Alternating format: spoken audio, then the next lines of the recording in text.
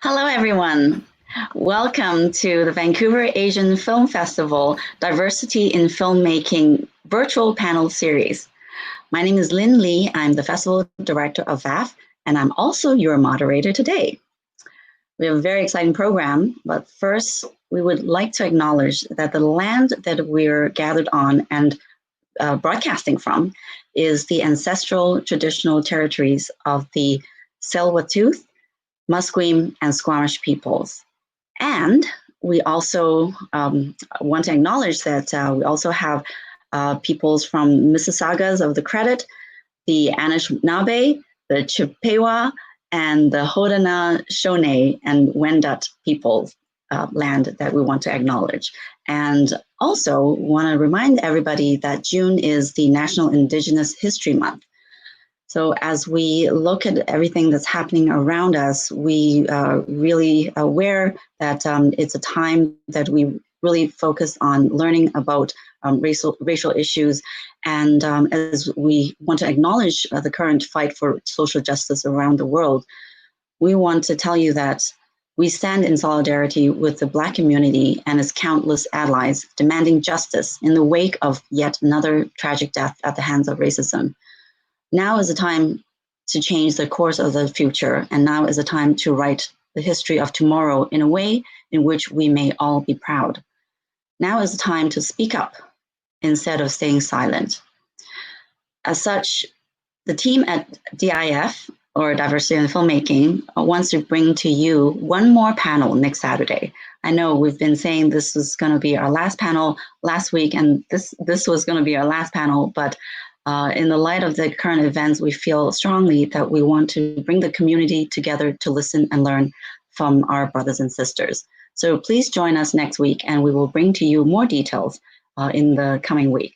But the panel will happen again, same time next week. We'd also like to remind you that there are lots of Vancouver-based Black organizations that we can learn from and support. Some of them include the Hogan's Alley, Black Health Can, Black Youth Helpline, and also please donate to the Black in BC Community Support Fund for COVID-19. We have a lot of exciting things happening at FAV, and this week I'd like to invite our media director, Regina Leung, to tell you all about it. Hi, everyone. Let's start. So since we launched the Eliminate Hate campaign during March, this campaign is to help remind us all the racism will not be tolerant and we need to come together, and we have been receiving a great response.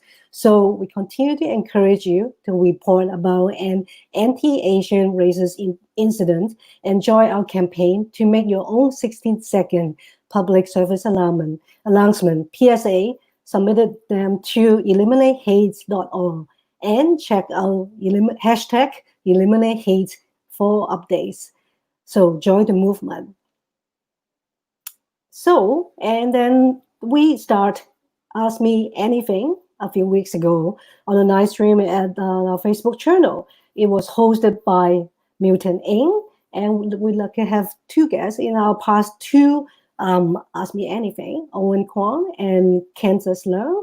And tomorrow, Sunday, our guest is Bao Duan, the director of the new Bruce Lee documentary, Be Water. And they will dive deep into his conversation, his thoughts, and find out about him. So join us at 2 p.m. PST tomorrow for our Ask Me Anything at the Facebook channel. So if you have any questions, submit it to ama@faf.org before tomorrow. So check out also hashtag Ask Me Anything VAF and hashtag VAF.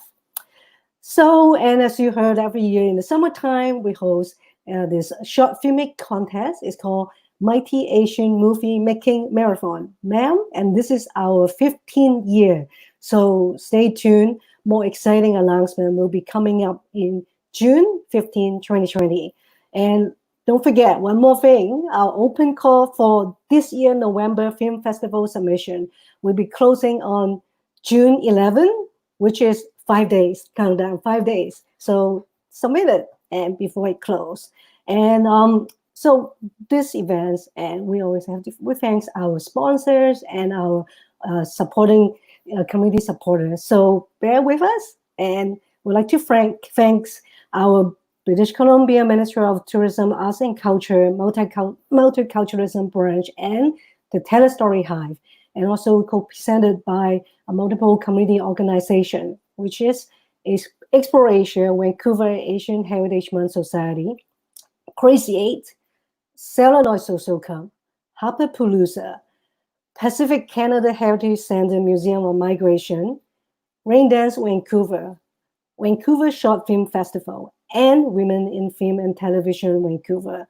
So you can watch all the recorded panels again at our VEF YouTube TV and also the TELUS Optic TV video on demand education channels in the near future. So take a look on the website below and then go to our website, and then all the link and all the recaps is there. So thank you again, and back to Lynne and moderate this panel. See you later. Thank you, Regina. Yeah, so we actually have been doing the online panel series for the last 4 weeks in celebration of the Asian Heritage Month, and also in hopes of helping filmmakers cope with and maneuver all of this monumental change that's happening, and give them some inspiration and encouragement to continue their work. And that's why this week we wanted to focus on how they can get their films out there and be seen. And of course, with this amazing, incredible global shift, there's a shift in consumption patterns all around the world. And so we would love to have you join our amazing guests. I'm very, very excited that we're lucky today that we got to get experts from 3 very distinct areas of film industry, all linked in different ways, and all have fundamental impact on whether your film gets seen or made. So I would love to welcome Maggie Lee, who is a film critic, curator, program curator, and film lab mentor. And we have Tom Alexander, who is the director of theatrical releasing from Mongrel Media, and Blessing Yan, who is a co-founder and chief design officer from Seed and Spark. Welcome, everybody.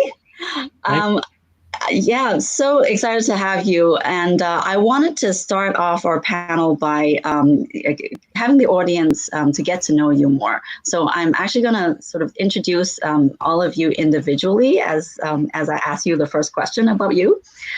So let's start with Maggie. So hi. Maggie, hi. Thank you for coming on. So Maggie, you're a film critic.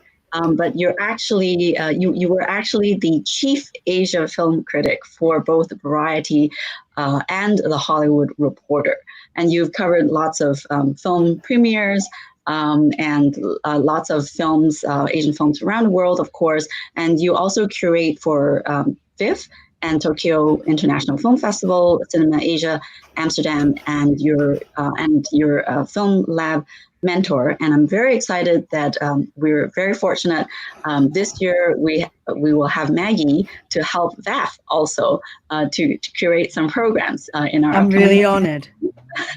So Maggie, please tell us about your role as a film critic and a programmer and film lab mentor. Well, I've always focused on Asian cinema, but also, of course, diaspora cinema, as well as recently, in the last couple of years, like Asian LGBT content. And also in the last couple of years, because of the programming I do for the Tokyo Film Festival, as I lived in Japan for more than 10 years, I've had the good fortune of spending, getting to know a lot of younger first-time filmmakers from Asia and also Asian filmmakers in other countries, like a diaspora and Asian filmmakers. And from that experience, I've really got to not just seen the films that are completed as a film critic, but also seen their creative development from like script stage or even from like an idea stage, and been able to like get to know them, to like, be part of their creativity process. So I've been really lucky, and it's been really exciting just seeing their ideas grow, and especially excited about LGBT content among Asian filmmakers, which I think is a really big wave in Asian cinema now. Mm-hmm. All right. Okay, thank you for that. So our next guest, Tom Alexander, as the director of theatrical releasing at Mongrel Media, you've actually been with the company for almost 20 years. Yeah. And Mongrel Media is a very cool company. I love it. Because of the very cool graphics it has in front of every film that you distribute, and of course, being an indie Canadian distributor, you really have helped a lot of Canadian films arrive on the world stage, including amazing films like Maudie and Meditation Park. And I think it's really cool that we almost come full circle, because on our first week of the series, we invited the very special guest, director Mina Shum, and the lead actor Tai Ma of this film.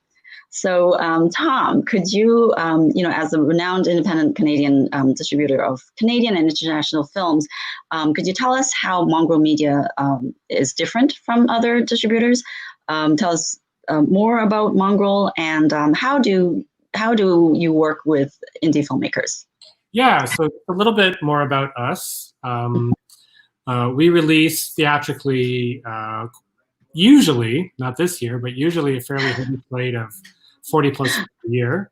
Most of those titles come from our partners in the US, as we work with Lionsgate, Sony Classics, and Magnolia Pictures. The Canadian films we do tend to be somewhere between maybe 3 to 7-ish a year. And as you mentioned, we do work with quite a few filmmakers regularly, like Jennifer Bateswall as a documentarian, Deepa Mehta, for example. And how I think we do things a little bit differently is we take a very hands-on approach with our Canadian films. Like most distributors, we get involved in a very early development stage. And so we are involved often in notes on script, post-production, and we work very closely with the filmmakers on honing our marketing materials, getting our trailer, artwork, and all that, sort of where everyone is happy with what we've done, and that we all have a unified vision as to the life of the film and how it's going to come out into the marketplace. I'm also proud to say that we work with a lot of diverse filmmakers, quite a few female directors, female crews, and it's something I'm really proud of. Mm-hmm. Yeah, that's great. Interestingly, you mentioned a hands-on approach, and Blessing's company also has a very hands-on approach in helping filmmakers as well. So our third guest, Blessing Yan, is the co-founder and also chief design officer of Seed and Spark. I thought a relatively new company, but actually you guys have been around for 8 years. And Blessing has an art background, and you also teach, and you've co-founded this company and other companies as well. So I can imagine you're very busy. And Seed and Spark is a very interesting company in that it started off as a crowdfunding platform. But it also focuses on making it a platform for creating, amplifying, and creating impact for stories that matter. And I think you really focus on helping creators build sustainability and meaningful work, and really help them also provide the platform to distribute their work. And you're also starting an online festival as well. So please tell us more about yourself and the company. Sure. I will try to be succinct because, as Lynn just went through, we do a lot of different things. Right. Seed and Spark has been around for 8 years. It was founded primarily as a crowdfunding platform back in 2012. Our primary founder and CEO, Emily Best, was working on a female-centered, female-led film project and was talking to a lot of different people and getting sort of a flat across the board answer that people would not be interested in this type of story, and which meant that there was no space for funding, no space for distribution. And I think we all pretty well know today that that is not the case, but she sort of took it upon herself to self-fund the project and built a very simple and janky crowdfunding platform that was based on a wedding registry for people to be able to donate both funds and also material goods if they wanted to donate locations or crafty, anything to sort of help get the project off the ground if they were interested in it. And of course, they were able to very easily fund the film and also in the process build the audience that would be come back later because they were fully invested in really the project all the way through production and through the release of the film. And that proved to be a model that made a lot of sense. And that's sort of where Seed and Spark is anchored in. So crowdfunding is a huge part of what we do. But our goal has always been to build sustainability for filmmakers and independent creators across the board, which means that crowdfunding is part of our toolkit, but we do a bunch of other things in order to sort of support creators along their full journey. So we have a online streaming platform that leaves the data and the ownership of the rights entirely in the creator's hands. We are starting an online festival screening platform this year in order to support film festivals as we're dealing with sort of the crazy fallout of coronavirus and a very crazy year across the board. So that's a way that we're thinking about distribution and supporting the health of the ecosystem overall. We run a diversity, equity, and inclusion program for inside workplaces. That's a funnel for short films especially, but programs into companies and orgs who can use them as a basis for having important conversations around various topics. And we have a really robust education and events program that is completely free and meant to sort of be a support for filmmakers, whether they're thinking about distribution, forming their strategies, crowdfunding, and then also just sort of more general cultural conversations in terms of thinking about sustainability and how they make impact. So it sounds like a lot of things, but everything is sort of housed within this overall goal of sustaining independent creators and allowing them to make their work and then also create impact while remaining independent. Mm-hmm. And I should mention Seed and Spark was a company that did the fundraiser event, gathering the whole cast of Fresh Off the Boat and Kim's Convenience that a lot of you may have enjoyed last week, the table read that they did. Okay, thank you very much for all the guests to introduce yourselves. Let's dive right into it. And since we want to come together and talk about change, let's talk about the change. So now that all the major festivals have either been canceled or postponed, and some are going online, some are putting virtual showcases and then putting their festival on later. How has that impacted you? So I'd like to start with Maggie. Has it been easier or harder for you to source films for the festivals that you're working with? Because some films, some other festivals are now online, and how are you finding everything? I think actually it depends on the timing of the festival you work for.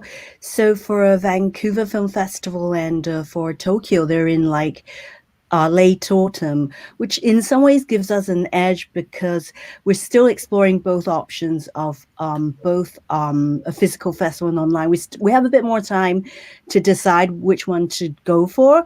Same as that. So for but for the filmmakers and their sales companies, I think is really very difficult for them because they've lost the platforms, the chances to submit their films to the biggest festivals like Cannes and Locarno and don't know about Venice, but and then and then TIFF already, like Toronto Film Festival already announced that they're going to go online, so they have to it's really hard for them to the schedule of submitting films to different festivals has changed a lot because of the way, usually they premiere at a bigger festival and then they can reap in the screening fees for like the smaller festivals after that. So now they have to rejuggle. And then also I've been talking to some of sales companies in terms of how they will charge for online screenings, because then again, the revenue share is complicated.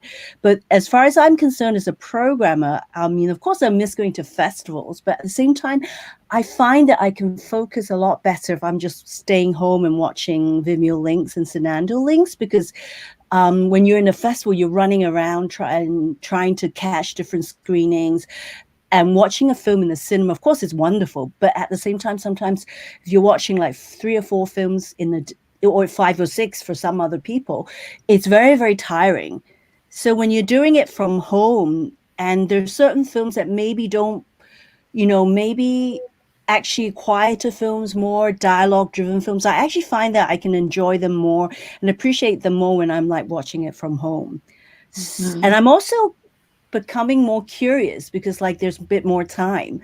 So now like a lot of the time I'm usually only watching films that already passed through the first stage of pre-selection. But now I'm like just so like antsy. I end up like just checking online seeing the preview section and just like looking at titles to see, oh, what's this? It looks interesting. I'm going to check it out first. That sort of thing. So like in that sense, I think it's like there are pros and cons. Right. Yeah. So for filmmakers, even though they can't physically meet you, there's still ways to get the films to the programmers, in other words. Oh, for sure. Yeah. Okay. How about from the distributor's perspective? So for Tom, festival's been canceled, but then, the biggest market in the world is trying on an online market. March the Film is gonna be doing that. How is that gonna work? And how has this change impacted on how you sell and present your films? Well, I guess we'll see how it's gonna work, right? Well, I mean, from a buyer's point of view, shopping for films, I mean, it's always, as Maggie mentioned, it's always very convenient to be looking at films online at home. You don't have to worry about making a certain press screening. You don't have to worry about getting stuck in line and being late for the next film. You have the flexibility to watch what you want when you want. Also, you don't have the high pressure necessarily that you might get to rush out to see something first. From a distributor's point of view, showcasing their films at festivals, however, it's a very different story. For us to want to premiere a film with a festival that's strictly online, I really have a trouble seeing why we would do it. Well, certainly, as you can imagine, has been speaking to all the film festivals in Canada about showcasing their films. And it looks like all of them are going to have some kind of online component planned. They may also have some kind of physical component planned, depending on how things go over the next couple of months. Of course, physically, there'll be fewer seats available due to social distancing. Basically, all of which to say, as a way to showcase our films, it's extremely less than ideal. I've turned down a lot of premieres for film festivals happening soon, simply because they only have an online component, and we have no interest whatsoever in premiering a film for people to watch at home. It does not suit our purposes for showcasing and presenting a premiere in person with the excitement and publicity afforded when a filmmaker or guests come. It's just completely different. It's as different as oil and water, as far as I'm concerned. I would really love to explore that a little bit more, but I would love to hear from Blessing as well. And maybe we can all jump back to this very interesting topic on whether you still want to showcase and put your film out there to the online festivals or not. Okay, so yes, so since the pandemic has broken out, Blessing, I'm very interested in knowing, like, in terms of the projects that you guys have seen and their development, what has changed? Has there been a change? And are you seeing some sort of trend that's happened since COVID? Yeah, absolutely. I mean, I think everything's changed for a lot of people. For us as a company, it's definitely changed our overall strategy and the work that we're doing, because different things are taking priority right now, which is like why we're talking about online festivals. And I hope we can talk about that more, but like that seems, the complete loss of an in-person experience in space that is really critical to the health of the overall ecosystem is something that needs to be addressed immediately. In terms of the projects that are coming through and what we are funding, it's definitely slowed down significantly, along with the entire sort of film industry coming to a halt. And hopefully that'll start to pick up a little bit as things are starting to move back into production now. But we definitely want people to prioritize their safety first and think about what is the right next move. We definitely still see creators making work, maybe just at a different scale. And we see creators doing what they do best, which is get creative about what they can do now with the restraints that they have at hand, and the resources in contrast to that. So we do see people making sort of smaller projects to just keep their creative juices flowing, which I think is really important and valid in and of itself. We see people breaking their projects up into phases, right? So thinking about how you might sort of think about longer or bigger scale projects in terms of various chunks and what you're able to do on your own, whether that's research or writing or a small team of collaborators that you work well with, over Zoom or whatever it is. And funding for smaller pieces of their project right now. We do ask, on the crowdfunding side, certainly that people be aware of the resources that their audiences might have at the moment and their communities, and take that into consideration. And we also see another sort of like avenue that I think is really interesting is, I think the definition of like identity based on your art form is oftentimes a little bit too rigid. And we use the term creators because we know that a lot of people are filmmakers, but they're also artists across many other mediums and have many other practices. And this is also I think an interesting time to sort of explore multimedia and translating that across a bunch of different mediums. So film is obviously a very hard thing to pull off right now, specifically because it requires so much collaboration and huge teams and physical spaces. But thinking about the next work that you want to make and whether you could make that as a podcast, or if there's a piece of music in it that you're really interested in exploring, or other ways of telling these stories. And if that's exciting to you in this time, then that can open up new worlds of possibility and continue to sort of exercise that creative energy. Do you also see that as basically a new way of helping filmmakers or creators promote themselves, just becoming more diverse in their disciplines? Yeah, absolutely. I mean, I don't think that you should have to feel like you need to do everything if you want to sort of swim in one lane. But I do think that a lot of us fall into sort of the intersections of the categories or genres that you might see on a platform. And this is a really great time specifically for exploring that. So let's actually really explore that online festival experience. So I mean, Tom also mentioned, why would you want to share your or premiere your film online? And I'm just curious from like a programmer's perspective, from Tom's perspective, and from Blessing, like what is other than, of course, with an online festival like today, we actually have Tom, who's actually based in Toronto, and Blessing in LA, and Maggie's in Vancouver. We're from all different places we can gather virtually, and that's kind of the beauty of having this online platform.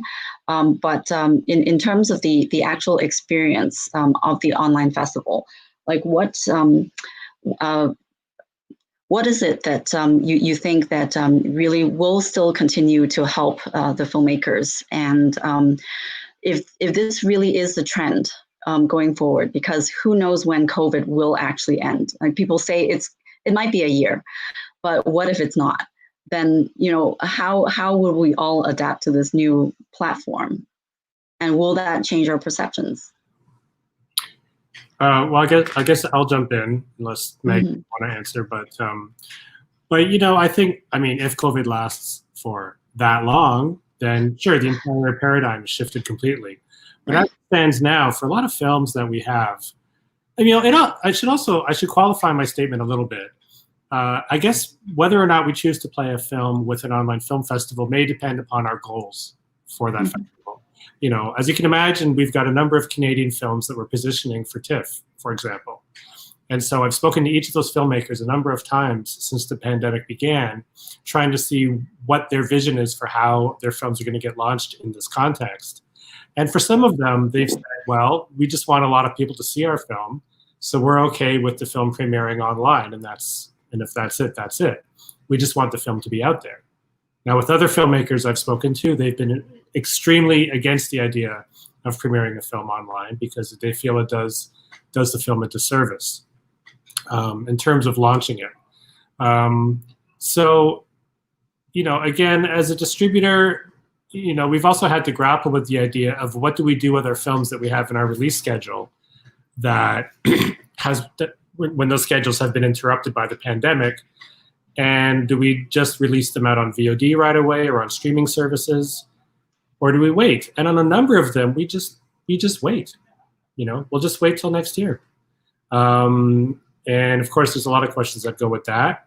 But, you know, I think the idea of what we do with our films during this difficult time depends really on the film and the team behind the film and what we all want out of it. I can say for the most part, I do not want our films premiering during a pandemic, which would be a premiere online. But of course, for recently released titles or older films, you know, we've been trying to make them as available to everybody as we can. So it's a varied question. Mm-hmm. And that reminds me that Cannes, together with other major festivals, have put on this virtual festival that will feature a lot of the classics, right? Yeah, so Maggie, would you like to? I agree with a lot with what Tom's saying, but I think I would like to maybe talk about both the pros and cons of an online festival. In terms of the pros, first of all, I was told by Japan Cuts, a festival of Japanese films in New York, that they did some research, and they said, this is in March, though, mind you, in March, of a documentary film festival in Denmark that only takes place in Copenhagen, was one of the first festivals that went online. And it turned out that because it made it available to the whole country in Denmark, they were surprised that they actually got like a lot, I don't know, like 30-40% more revenue from doing it online just by normal viewers, because it's not just based in Copenhagen anymore. So like the whole country were watching it from home, and they actually grew a lot more audiences from that platform. So there are kind of good things about it. And then from my point of view, even like, for example, some festivals, international festivals, which I never go to, are now making their lineup available online. Like, for example, Annecy, the world's most famous animation festival. If I needed to, I only have to pay 15 euros as a normal audience, and I can see all their competition and feature films. And it's a festival that I never go to because it's like kind of a week or two after Cannes, so it's kind of the timing's not right for me. So for me, that's like really great.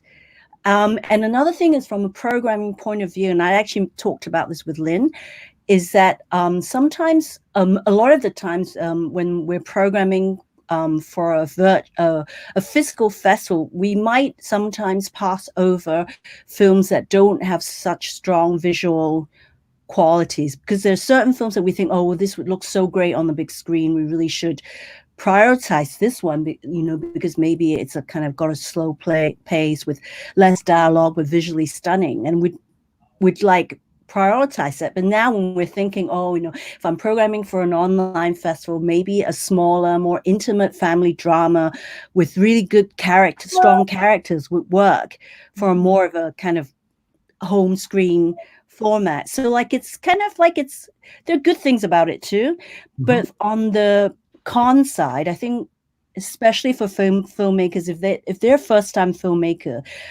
I would actually recommend them to hold back, because nothing beats that virgin experience of being able to be invited to a festival, to meet your audience, and to be able to have an immediate a person-to-person dialogue with them, to hear what they think about your film, to mingle with other filmmakers, and to experience what a festival is like. And I personally, as a programmer for like Tokyo, which requires world premieres, I travel around Asia, meeting people, going to post-production facilities to see their rough cuts. And it's very, very important for me to then meet them for a drink or a meal, so that they can answer all my questions about their rough cuts. And often they talk to programmers, and then they take notes, and then often they make changes in their post-production. And also, there's like a real conversation there, which is really, really precious, I think, both for programmers and for first-time filmmakers and their producers. So for these reasons, I think those are the cons. Yeah. I totally agree with your pros, because to me it sounds like your pros are coming from the place of someone who's like a buyer or a programmer or even a film critic, which I was speaking about a little bit, where from the point of view where you feel you're in a power position to watch whatever films you want whenever you want at your leisure, it's great. Like film critics, for example, they are run ragged during TIFF. I mean, it's exhausting. And it's no one. I would be surprised if they were giving any good reviews for any films by day 6. But the flexibility to do it at home is fantastic. But yeah, from our perspective, it's much more loaded. I think it feels almost like quantity over quality to a certain degree. The home viewer is also very distracted, and is quick to shut it off if they're bored, as opposed to maybe sticking it out if they're in a cinema. So. That is definitely a concern, but I would think that from everything I'm hearing, it does sound like the filmmakers might have more chances to getting their films seen because of that flexibility, and also to platforms like Blessings. So would you like to speak about your thoughts on the online festival experience? Yeah, I think all the points that have been made have been really, really valid, and I think part of it sort of depends on your perspective of what the lasting impact of coronavirus is, and how long we're going to be in this intermediate state, and also what country you're in. Obviously, right. If you think that you can host a festival in autumn and you just have to wait a few months, then yes, that seems like a really great option. But if you are thinking that the time horizon is, more like a year or 18 months. There are a lot of festivals and a lot of filmmakers, first time and otherwise, who are supposed to be at those festivals that are sort of caught in this weird in-between place. And our hope is that they to provide an option for them, and that there is a reasonable solution for where they can go and having people watch their films. We are really trying. We talked to hundreds of festivals because there's a lot of demand for this right now. And I know that a lot of people are weighing their options. And we are really trying to build something that really accommodates what festivals actually need. And I think a huge part of that is the specialness of the in-person experience, and the specialness of being able to have those conversations, and the nuance and depth of in-person experiences, and how that might translate to being online. So if anyone has any ideas around how that should happen, I am all ears, because I'm really interested in trying to sort of explore that and create viable solutions for it. And I do think that with the upside of being able to sort of be available globally, which we've seen for we're hosting sort of our first festivals this weekend, and we've seen that happen already, and also with our own events. The downside is, or the thing to be cautious of, is that that also means that it can be really dissipated, the energy of a local festival, or if it's not like one of the ones that people travel around the world for. You lose some of that specialness, or the targeted sense of your audience and talking to your community. So how are you able to sort of keep that piece of it when stuff goes online, so that it doesn't just feel like another dump on top of all of the content that is constantly available and streaming all over the world. And so for us to that end, I would just say we are really prioritized, certainly at least geo-blocking and ticket capping, because that, and for us, we're I think trying to be a tool and help advise where possible, but different festivals will have different strategies, and really listening to your community and audience is what's going to guide that. So speaking about, when cinemas open, from everything we hear, and of course things will probably change in the next week, would it still be worth it to open with in the cinema and show it to an audience of 50? Sorry. Would it be worth it? Yeah. It could, Right. depending, of course, on the film. But for one, I'm looking forward to when cinemas can safely open. Here in Canada, the idea is hopefully early July. And in which, although certain films I would hate to have open with 30% capacity cinemas due to social distancing, at the same time, we have to find ways to get people back into the theaters where they feel comfortable and safe. As a film distributor, we specialize in sort of art house and foreign language films where the audience demographic tends to be a little older.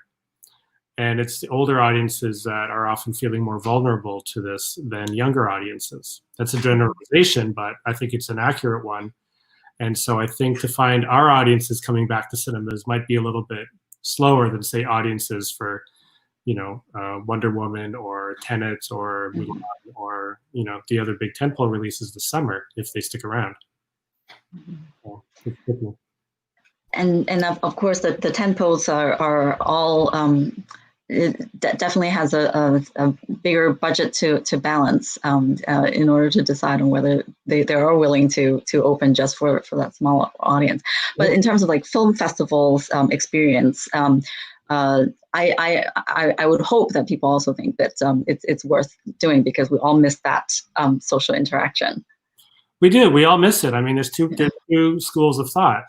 One is that there's now been a permanent shift in consumer behavior where they're going to want to enjoy content at home more often, not only because we've been forced to do it for the last few months, so we feel more comfortable, but also because we're afraid to go to the movies. We're afraid of large public gatherings. On the other hand, there are those who are sick of being cooped up and they need to get out, and they need to congregate with people. To give a very brief example, there was a big controversy in Toronto a few weeks ago when a whole group of huge amount of people showed up at Trinity Bellwoods Park.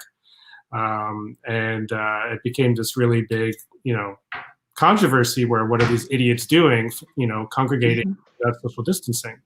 And I agree it's idiotic. But a lot of the people who were there and their sympathizers said, well, they've been cooped up in their one-bedroom apartments for a month and a half. I'm lucky to have a good-sized house and I can be comfortable working from home. Not everybody has that. When you're stuck in a one-bedroom with, say, 2 kids and you're a single parent, you need to get out. Right. And, your experience is very, very different. And so it remains to be seen how that's going to translate into consumer behavior and cinema going. I remember seeing on TV, I think the city went out to draw circles in the park to help guide people how far you should be social distancing. Exactly. Yeah. I don't know if it's working or not. Maggie, Blessing, any thoughts? I think maybe there's a chance to explore things like open air screenings and drive-ins. A friend of mine, actually my colleague at Variety, Richard Kuiper, so for years and years, he's been programming a section for the Sydney Film Festival called Freak Me Out, and it's a drive-in horror marathon. So I think, maybe the idea of a drive-in, I think quite a few places in North America are like restarting the drive-ins. And I've even heard that P&E in BC, in Vancouver, might be exploring that. And so in some ways, that's something that people have forgotten for such a long time. But then in some festivals like Locarno or Cannes, and Busan Film Festival as well, they have open air screenings. And actually, from what I know, they gather enormous crowds. And like Bonnie, Bonnie Henry, our kind of medical office, she's saying that Yes. outdoors is fairly safe. Right. So that's something that could be explored. I think it just takes time and money to explore the logistics. And from what I know, in Asia, because Asia's been handling the virus quite a bit better, because they started, some countries started earlier. And from what I know, like for example, Taiwan, the Taipei Film Festival, they're doing it as a physical festival. They're just not inviting foreign guests. And their cinemas, and the cinemas in Hong Kong, they've barely closed. And they still have a stream of audience. Okay, maybe it's a half capacity, but people in those countries, they're not, they're still enthusiastic supporters. And I think part of the reason is because everyone in Asia wears masks. Mm-hmm. And of course, the cinemas demand masks. The cinemas also have been faster in reacting in Asia to like put in sanitizing reassurances. So it's like, of course, the business not like it's ever been before, but it's kind of like surviving on a string, on a string kind of thing. So yeah. Right. Any thoughts, Blessing? Yeah, I will say that I personally love an outdoor screening, and I think it solves the problem of allowing people to get out of their house and get back to do something a little bit safely. I think it's sort of inherently missing the component of festivals that feels so valuable, which is the opportunity to talk to people in person and have these intimate conversations. Mm-hmm. I don't know what the timeline is for that, but in the meantime, I think that certainly for us at Seed Spark, we're thinking about this as sort of a challenge and trying to frame it as an opportunity to really imagine what we can do with things like social media and technology, and think about what's really possible, right? How do you actually foster relationships that last? How do you draw your community in around that? I think that we have seen from this last week, certainly, that can be, online can be a really powerful way to form solidarity, to test out complex ideas, to have conversations with a little bit more nuance than maybe we thought previously. So really leaning into that and trying to use the space and the tools that we have to recreate some of what we can do physically. And ideally, when we are able to have festivals again and to have those in-person conversations, then we can sort of have this new track as well for what we're doing with these globally, the global stage of interneted conversations and connection. Right. Yeah. Speaking to that, actually, obviously one of the big things about festivals, apart from the social, it's really the business networking ability, right? That filmmakers have that chance to meet the distributors, the programmers. Now that we can't actually do that, a lot of filmmakers are worried that they because cold calling seems to be something that people frown upon. How do they still are they still able to, and what's the best way for them to reach the programmer and the distributors, in your opinion?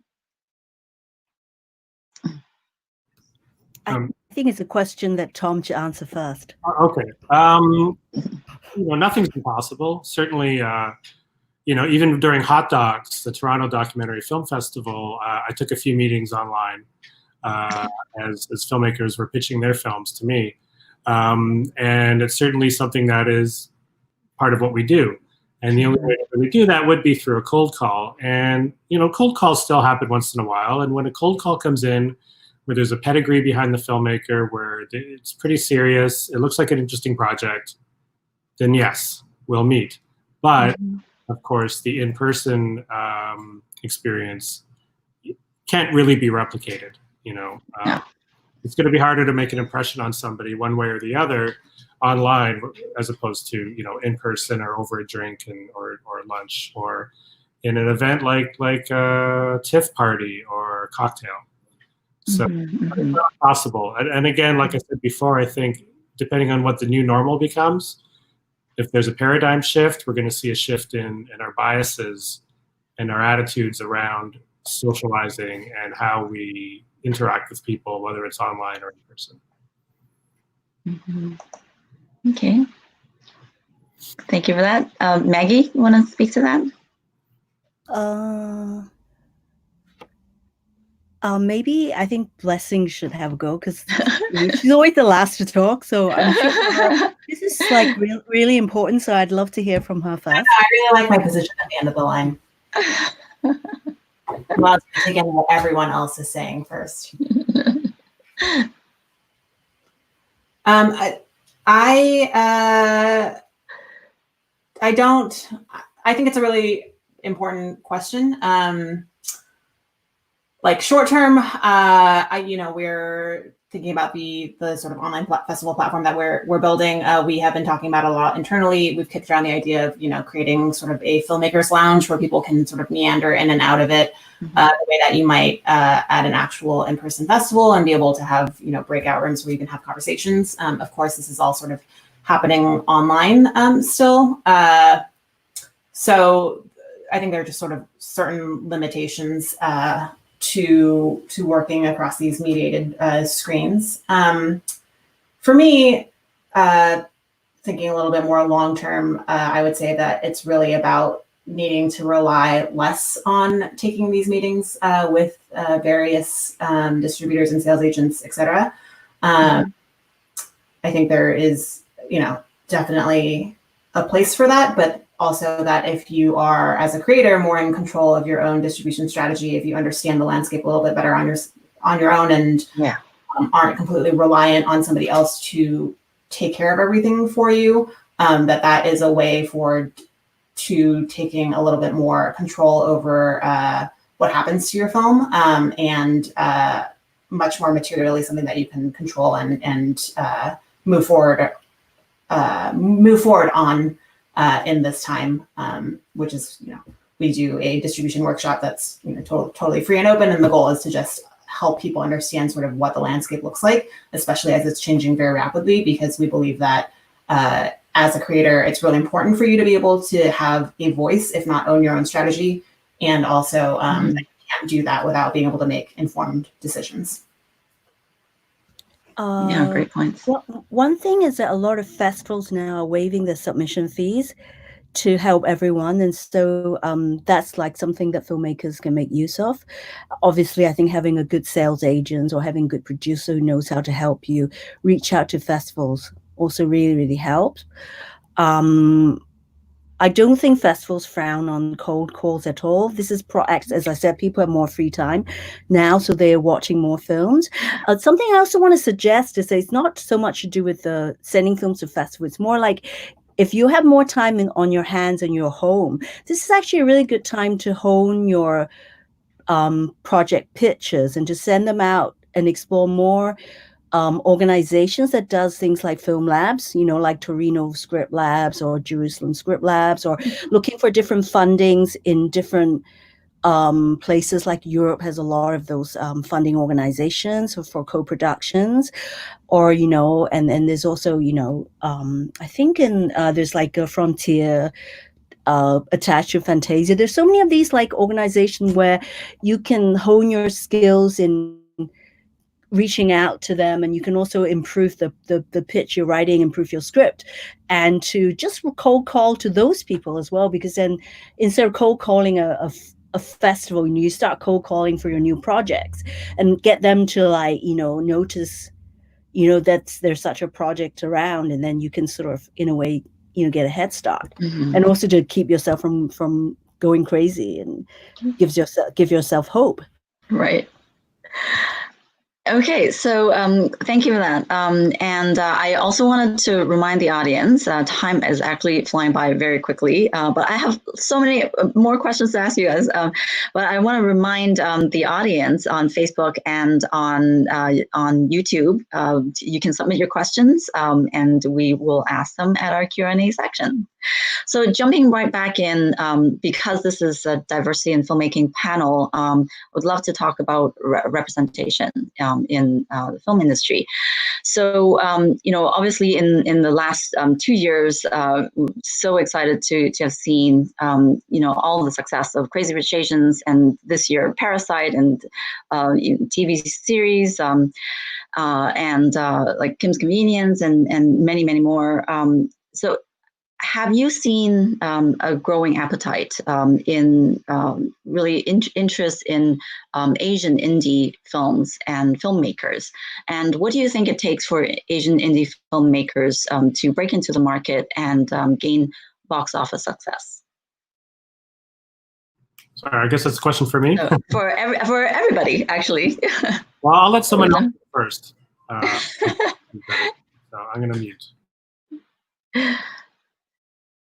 Maggie or Blessing, any thoughts on how have you seen basically, in terms of the film projects that you're helping, and films that you're seeing out there? Are you seeing like the audience is demanding more representation? And what do you think actually? What does it take for the Asian filmmakers to really gain top honors in the entertainment industry?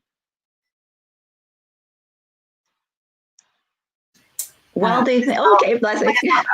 Yeah, I think I'm sure that Tom can speak more to the box office specifically and the industry side of it. But I certainly think that the success of the titles that you mentioned has been a really clear indicator that, yes, absolutely, there's an audience for it, and they're super hungry for this content. I think we probably knew that already, but now there is market data to back it up, which is really great for opening up new opportunities and for people to be able to make their way in.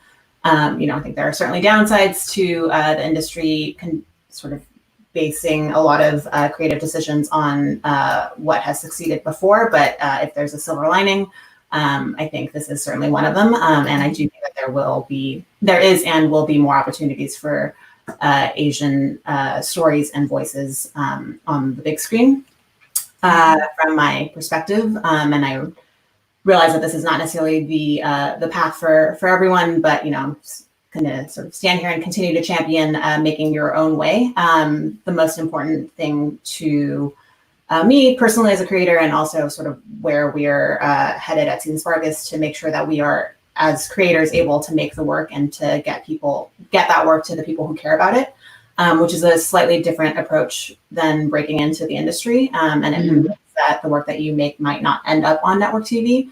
And so I think that's sort of a choice you have to make in terms of how you want to frame your career. But this is a framework in which you can control a lot more and make entirely your own destiny. And it relies a lot less on gatekeepers who say, where your work goes or whether or not you're allowed to make it in the first place. That isn't to say that there isn't a place for gatekeepers. I think curation is super important. And there's a level at which there are sort of hoops that you have to jump through, and in order to get things made at scale. But I do think it's really important to sort of look at what your intention is for the work that you're making, why you're telling, whatever that story is, and who you're trying to reach, and to take a really considered and intentional approach to making your own career, and being able to maintain creative control over the work that you're doing. And I think that if you sort of switch the framework rather than breaking into an industry and think about the work itself and the impact that you're able to make, it feels a lot more possible to actually take actions and do the funding and distribute and build your audience, et cetera. It feels much more within your own control. And there are, not just on Season Spark, but a ton of tools out there for making that happen. I would just encourage creators to think about owning their career and creating sustainably rather than waiting to break into a system. Carve your own way. Yeah. Control your destiny. All right. Okay. Thank you for that. Tom or Maggie? There we go. So absolutely. I think what's really key is that the filmmaking from that perspective does not become watered down, like Blessing was saying. I think a diverse voice needs to keep that voice. I mean, we all know horror stories from cinema past years, decades ago, where a diverse voice becomes diluted and watered down by, whether it's Hollywood or a different producer or the need to stick to the whims of a broadcaster, what have you. And I think we're seeing that start to vanish. Mm-hmm. When you've got these successes, like, Parasite was the film he wanted to make, no question. Meditation Park was the film that Mina wanted to make, no question. And they found audiences. Meditation Park did very well for us. It attracted a huge audience. And, we don't do a lot of Asian films or films for Asian audiences here at Mongrel. We've done some, and for the most part, they've been quite successful. But when I think about other films, I mentioned earlier that we've done a lot of films by female filmmakers. Mm-hmm. We look at successes like Maudie, or Jennifer Bateswall's documentaries, or we've had Sarah Polley's films, Away From Her, and Stories We Tell. These are really very specific voices that really reach people in a very immediate way. And I think when you have a diverse filmmaker who is speaking to their community, nothing replaces that, and I think that's really important. And we're seeing more and more successes now. And I think audiences, because of the vast amount of content at our fingertips, which of course has been highlighted by the pandemic, where, we're flipping through Netflix trying to find stuff to watch. And I think people are finding things that they might not have looked for before. And I think that's really important. I think maybe I'll talk a little bit about filmmakers not based in Europe, or like Asian filmmakers that's not based in Europe or North America, but mostly making films in Asia. And to be honest, it's going to be harder for them now because with the economy crashing everywhere. And in Asia, they don't have much government funding. So they often have been very dependent on angels money and private investment. And that's going to be really, really drying up. However, I have noticed it because now there are more and more streaming platforms. A lot of Asian independent films that would never make it to theatrical theatrical distribution are actually finding their way into the lesser known platforms. Like, for example, the other day I noticed a very indie Japanese film had turned up on IndieFlix, which is something I can get from my library card for free. And so that's or Canopy, and that sort of thing. And it's actually really good because often, for your first, second film, you're a very low budget indie filmmaker from Asia. Getting exposure is as important as making a sale, because actually, around the world for a long, long time now, Asian films have actually been doing very badly on theatrical distribution in Europe and North America. It's a reality. I mean, even the most famous, Cannes anointed Asian filmmakers are having a hard time distributing their films. So if you're first, second time Asian filmmaker with a low budget, that route is really difficult. So, it's good to have other outlets for them. Yeah. On that point, do you think it's specifically the markets? What about in North America? Do you think it's maybe different? That's almost like a different trajectory, because with films like, Crazy Rich Asians, and then in a way the interest in Parasite, I think Asian American or Asian Canadian filmmakers are actually in a very good position because they're already within that quote unquote Western system of filmmaking. English is one of their first languages, often they're bilingual. So they're able to use their quite unique Asian experiences to make a film that gets noticed. Something like, The Farewell, or someone like Lulu Wang, whom I'm a great fan of, when she's making something like The Rider, it has, on the surface, it's nothing to do with Asian background or Asian anything, but then the way she treated a very American subject, even masculine subject, that there's such a sensitivity that I kind of think, well, this is kind of interesting because it's an Asian woman making a very, very American film about masculinity, but because it's so good, it's sort of Mhm. like nobody could miss her talent in handling a film like that. And what I've heard is that she went to the London Film School when she was younger, and then she managed to move into the US. But I think she lived in China until her teenage or something. And so Right. people like that are really in a great position. Now she's doing a Marvel blockbuster. So, but it's easier if you're like an English speaking person who understands both sides, like both the Asian background as well as the way people work in Hollywood, or the way people work in even in American or Canadian independent filmmaking. Yeah. Right.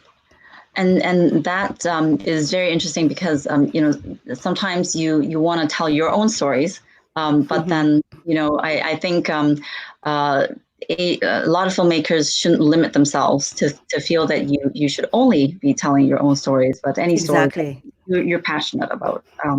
Yeah. And your but perspective. I think again, I want to go back to Lulu, Chloe Chang for the writer, because I think even though it's a very an American story, it's also her story, because that's what she was personally really attracted to. And her first film was also about the same subject in the same area. And she devised her own way of shooting it, which is working with the local community. So if you look at that film, it's an auteur film. It's entirely her. And, so in that sense, I think she's like, a real role model, in the sense that she's not limited by the subject, but she's able to bring her own personal auteur sensibilities to making a film. Yeah.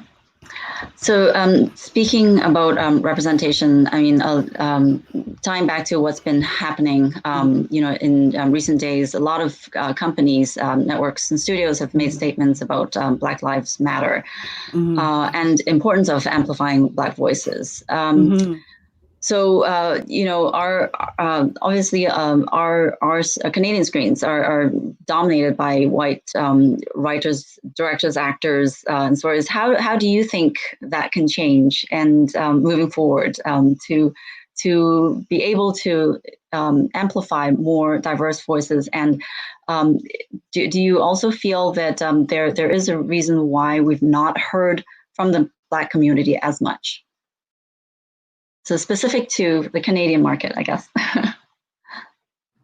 Well, I can't really speak to that second part of the question. I'm really not sure. It's not my area of expertise, I suppose you would say. But as a distributor that's been handling, a lot of foreign language films, independent films, as I said before, I think the number of ways that we can consume content now has made more available. Or as was mentioned about I think Blessing mentioned the gatekeepers. When there's more channels through which we can consume content, it waters down the gatekeepers, and it makes us be able to see films from different sources, different countries, different filmmakers, and I think that's really important. And as I mentioned before, we've had great success with films, with films from all sorts of different sources, and yeah, I think that's just going to get better and better as we go along. Maggie, you want to add to that? I guess the only thing we can do is to reach out, to learn more about each other, to first start dialogues and start, engaging each other's cultures, and see if there are opportunities in which we can work together, to make films together and to develop ideas together, to, just to broaden out, our perspectives, and to create more interest as well in the Asian community, because I think in a more traditional, in the older generation of Asians, they have quite a lot of prejudices, or preconceptions about other communities, whether white or Hispanic or Black or anything, or even like between Koreans and Chinese and Japanese, there are all kinds of preconceptions, let's put it mildly. And it's you know, and it's up to people in the younger generation who's had more chances to, and a lot of that comes from a lot of the older generation living in a smaller, more enclosed community, or feeling threatened or feeling isolated by the majority population, so that they retreat further into their own communities and traditions. But people of a younger generation are growing up traveling more, being able to speak English as a first language. So it's up to those people, up to people like us, even though I'm not that young, to reach out more and to be more open-minded, and also to acknowledge that we might have been brought up with a lot of these preconceptions by our parents and our ancestors, that we need to be more humble, to learn about each other, but also to, you know, and also not to have hang-ups about it. Yeah. No, very well said. I think, you know, we hear a lot of people say, you know, we need to have those uncomfortable conversations now, right? And it's not just the white community; it's everybody. It is a really good time to reflect and change people's mindsets. So we are, time is running very fast. I have one question, just sort of like to wrap things up before we go on to the Q&A. So yes, going forward, so how do you see your job changing? And how do you think the industry will change from after this crazy pandemic? And do you expect filmmakers to need to change their way of thinking? I think it's interesting. Blessing kind of touched on that already. And how, think of how they distribute their films as the industry slowly opens up. So yeah, Tom, if you can go first. Okay. So, well, first let's look at what normal meant before the pandemic hit. And I'm going to talk a little bit about the theatrical distribution, about the experience of going to a cinema to going to see a movie. Before the pandemic hit, we were watching attendance overall drop. You know, fewer and fewer audiences were actually going to the theaters to see movies, and for all sorts of reasons, primarily being the rise of streaming services such as Netflix. More and more people were staying home. Fewer people were going out. There's a lot of reasons, but I won't get into all that here. Then the pandemic hit, and everybody had to stay home, and nobody could go out. So when we get to a new normal post-pandemic, will things get back to normal? I believe they will, but that normal still means declining theatrical audiences. And my hope, and I'm not a fortune teller, but my hope is that as theaters open up slowly with social distancing and increased cleaning measures, etc., that it will be extremely slow going. As we've seen in the United States, theaters that have opened up have had horrible box office. But very, very slowly, things will get back to a normal decline in people going to the movies. So unfortunately, you know, as an avid cinema goer, it's too bad. But yes, I do think that there's been a huge blow done to this, you know, movie-going industry. It will take a very long time for that to recover. And I think still the recovery is going to be a continued, you know, injured state, if you will. Unfortunately, not terribly optimistic, but that's my thinking of what the reality might look like. All right, Maggie, if you'd like to go. I think, for example, certain genres may have a hard, you know, like I think it's a time for people, for example, like for animation. I mean, I know that VAF already had 2 previous really excellent live stream talks about that, because I think this is really the time for animation now. Animation's always enjoyed success, and for Asian, whether in, you know, for Asian filmmakers, whether they're in North America or in Asia, you know, animation has always been part in their blood, actually. And I think this is really the time for them to like get to work on it and to get more noticed.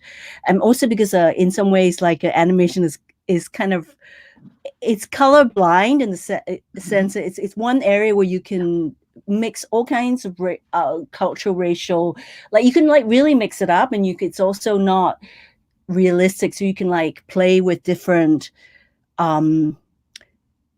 cultural aspects, and also work with different medium and different stories. So in that sense, I think there's this hope for that.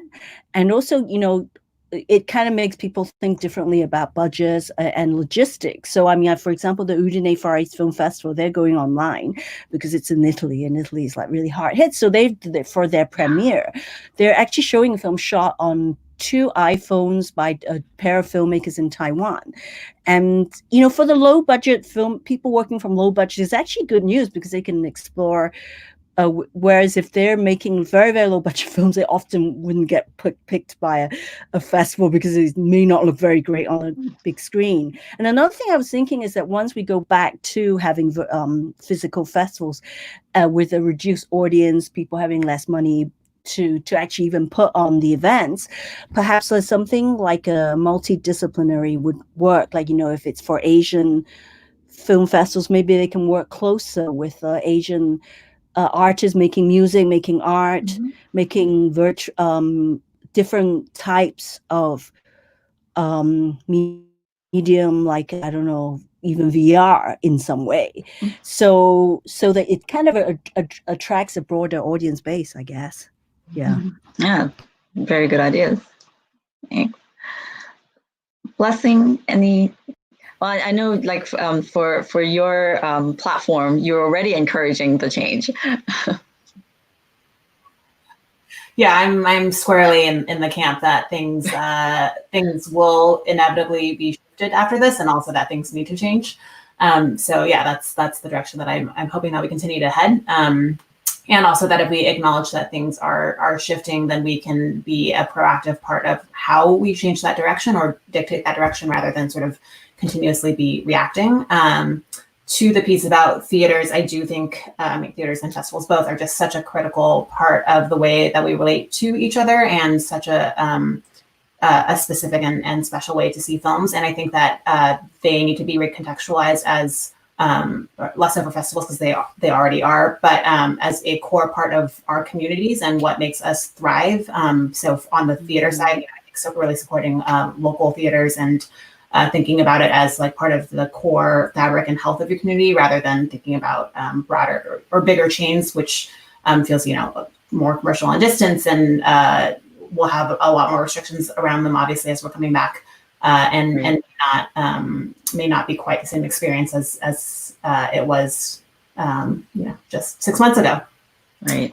And for filmmakers, I think that thinking about the way that the industry is changing is really important. Being aware of how the distribution landscape is changing, and making sure to educate yourself and know the reality of sort of the lay of the land, and be able to make smart decisions in terms of controlling your career, and figuring out which partners make sense for you, what festivals make sense, and how to get your work out there. Great, thank you. Well, very happy to end this discussion with some very good tips for the filmmakers. Now let's jump to some questions from the audience. Okay, from Bon Doss, we have a question, and this is talking about the online festivals. He said, great info on and considerations for online festivals. Just curious if there is any feedback from the filmmakers themselves who have already screened at the online festivals. We haven't really allowed any of our films to screen at online festivals. So I'm trying to think of filmmakers who I know who have anything to say. No. I haven't heard any feedback. Although, again, I would imagine that a filmmaker whose sole goal was to get as many people to see the film as possible, might be happy with how that worked out. It also depend on how they were compensated by the festival for it. But yeah, no problem. Blessing, you might be able to speak to that a little bit. We are actually we have 3 festivals that we launched with, but all 3 of them are happening this weekend. So we're hoping to actually talk to some festivals who attend them specifically right after. So I don't have an answer on that side, but I will say that I'm a filmmaker myself, and a bunch of us on the team at Scene Spark are as well. And I don't think that there is any replicating of the in-person experience, and that it can feel kind of like a bummer to even sort of consider being in an online festival this year. And also, that said, it's like part of considering, you know, your strategy and what the reality is. And so if you sort of think through the different options to you, and, you know, waiting a year doesn't make sense necessarily, and or if your work is particularly timely or addressing a specific issue, or now is the time for it, or for you or for your audience, then, you know, it's choose the right partners and the tools, of course. And you have to change your strategy a little bit. Marketing online to a broader audience is going to be totally different. But yeah, being sort of intentional about it, I think you can be really successful, and maybe reach more people than you would have otherwise. Great. Blessing, you want to tell the audience where we can see your festival? Our festivals are the website, or a couple that are based in the U.S. And they're all sort of globally available. Yes, I can send a link, or you can just check out scenespark.com. But they're there's one based in Los Angeles, one is based in the Bay Area, and one is elsewhere. But yeah, we're talking to a bunch of different festivals from all over the U.S. And yeah, I think Maggie mentioned this, but one of the upsides of being online is that a lot of these festivals are able to make their films available sort of globally, and so you can check them out from wherever. And we can access them here too. Yeah. All right, thank you. So we have a question from Joshua Lamb. Hey fellas, what do you personally look for in a film that's ready to be distributed? Does it affect your professional choices?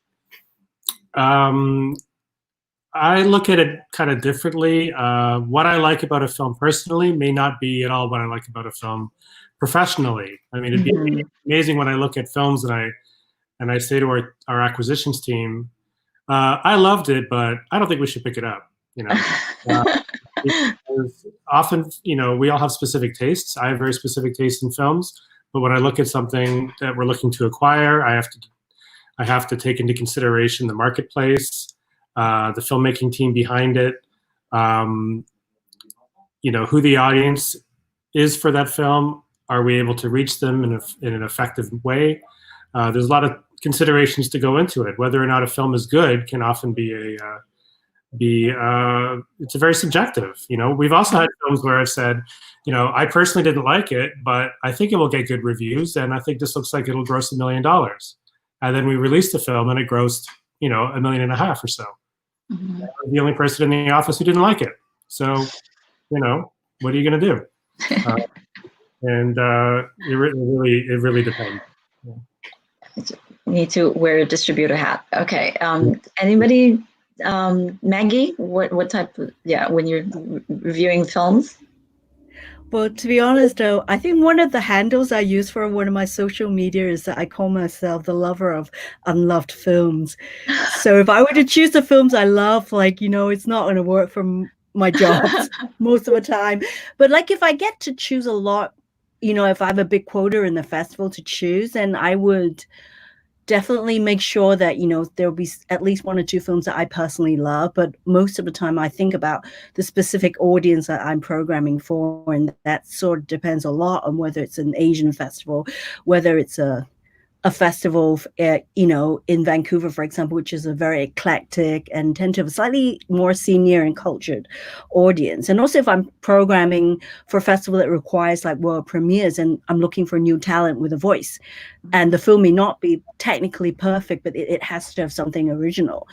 So it really, really depends. As a critic, because I write for a trade or industry press like Variety, I'm looking at it from an industry point of view as much as for, you know, artistic voice. I often do look at whether it's gonna sell, what kind of buyers would be interested in that film, whether the film has because I write about Asian films, I often look at whether there's remake potential, whether the actors can cross over internationally or even to Hollywood, you know, if they're that good. Those kind of things. So then it's kind of fairly, I follow a certain system of assessing the film that's not entirely personal. But sometimes if you really love something, I think that personal love of the content or of the voice kind of comes through naturally. I'm sure it's the same for Tom or for Blessing when she takes on the project. Mm-hmm. Yeah.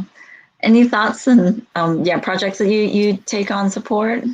Yeah, for us, we have a pretty strong bent towards inclusion. So work that is being actively inclusive and increasing representation is sort of squarely in our wheelhouse. But we're also interested in it's not everything has to be cause-based, but we are looking for films and filmmakers who understand very clearly and are able to articulate why they're making the work and why it is important now. Mm-hmm. Okay, very cool. Okay, we're almost out of time. I'm gonna grab two questions that are very specific. The first question is from Bon Doss again, but he's asking for a friend, and this is directed to Blessing. How would your company select the project to help funding that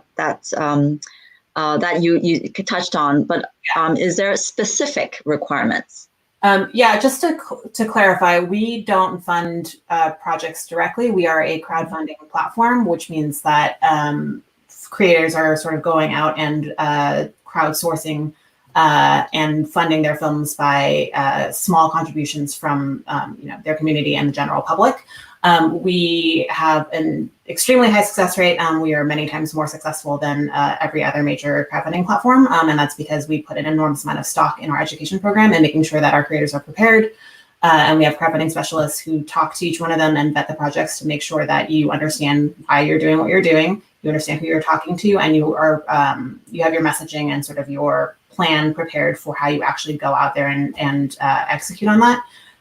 So for us, the requirement is really just that creators, all creators who are successful on Seeing Sparks sort of understand that there is work to be done, that no one's going to hand you anything, but that if you are ready to do the work and sort of take control of your career, that it is absolutely possible to go out there and make the work that you want to.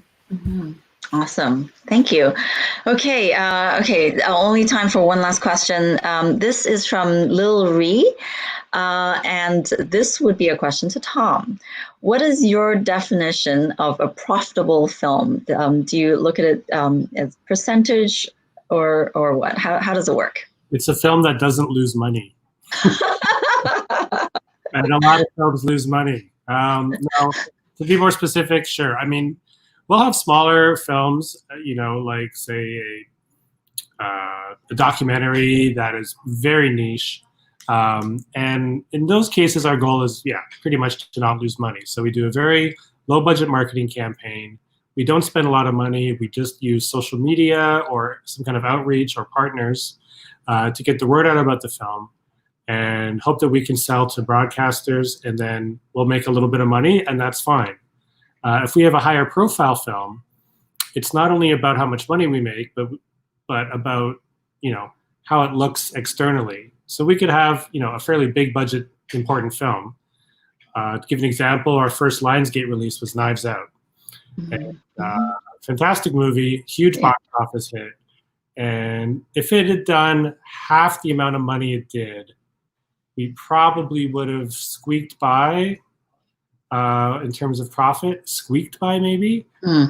It would have looked really bad if we had done as that little. That it did as well as it did, which it overperformed based on both ours and Lionsgate's expectations, is fantastic. But when you're dealing with stuff that's got a bit more high profile, you need to really do well. I mean, look at something like Parasite, which pretty much overperformed everywhere based on what people thought it would do. And you can say, well, if it had made less money, given the film and what people probably paid for it per territory, it probably could have made a lot less money and still made some money for most of its distributors. But no, it wouldn't have looked as good, and it wouldn't have been as important. So, as a distributor, the key is to not lose money on films, for sure. All right. Well, thank you so much for all of your perspectives and spending the time with us. It was really cool to hear from traditional avenues of film distribution in festivals, as well as from the new way of distributing and getting your films out there today. So thank you again, Maggie, Tom, and Blessing. And I will say goodbye to you for now. And thanks again for coming on our panel. It's a pleasure. Thank you for having us. Great. Thank you. Thank you.